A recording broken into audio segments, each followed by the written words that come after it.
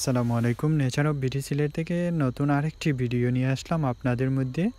আজকে আমি আমার ভিডিওর মধ্যে দেখাবো কিভাবে আমার জমিতে আলু চাষ করেছি, আলুর বীজ লাগিয়েছি এবং আলু গাছের পরিচর্যা করেছি।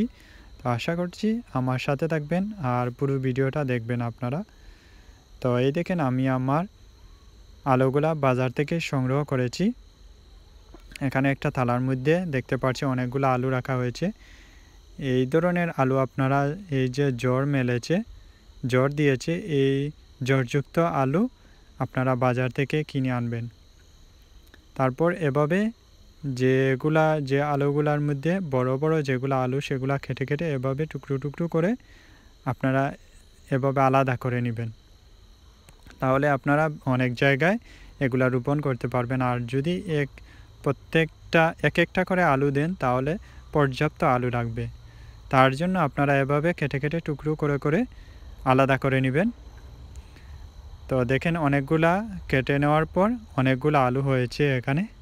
তো আমরা যে জায়গার মধ্যে আলুর বীজটা লাগাবো সেই জায়গাটা অবশ্যই সারিবদ্ধ হতে হবে, কারণ আলুর বীজ লাগাতে হলে একটা লাইন ধরে সারিবদ্ধভাবে আলুর বীজটা লাগাতে হয়।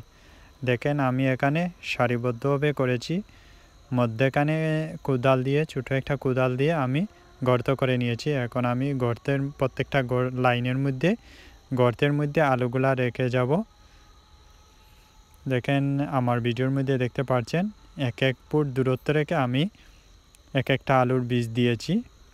এইভাবে আপনারা আলুর বীজগুলা লাগাবেন এবং আলুর বীজ লাগানোর পূর্বে আপনারা মাটির মধ্যে চাইলে ডিএমপি সার এবং পটাশিয়াম সার প্রয়োগ করতে পারেন। পটাশিয়াম সার দিলে মাটির যে পোকাগুলো আছে সেগুলা রোধ হবে।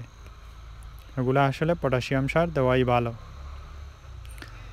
তো 1 ফুট দূরত্ব রেখে আমি একটা আলুর বীজ রোপণ করেছি। ঠিক এইভাবে আপনারা সারিবদ্ধভাবে জায়গা তৈরি করে আপনারা আলুর বীজটা লাগাবেন। আমার চ্যানেলে যদি কেউ নতুন হয়ে থাকেন প্লিজ আমার চ্যানেলটি অবশ্যই সাবস্ক্রাইব করতে ভুলবেন না আর সবাই পুরো ভিডিওটি দেখবেন।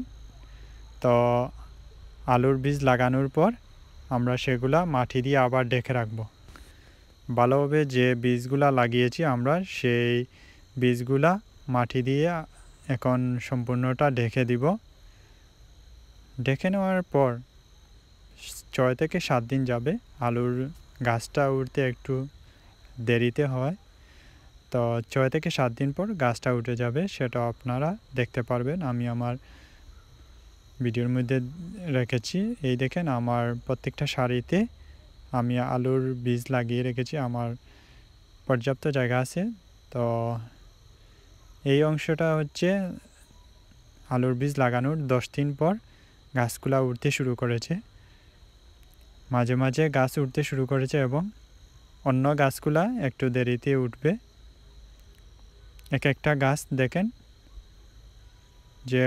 যেভাবে আলু লাগিয়েছি ঠিক সেইভাবে গাছগুলা উঠতে শুরু করেছে।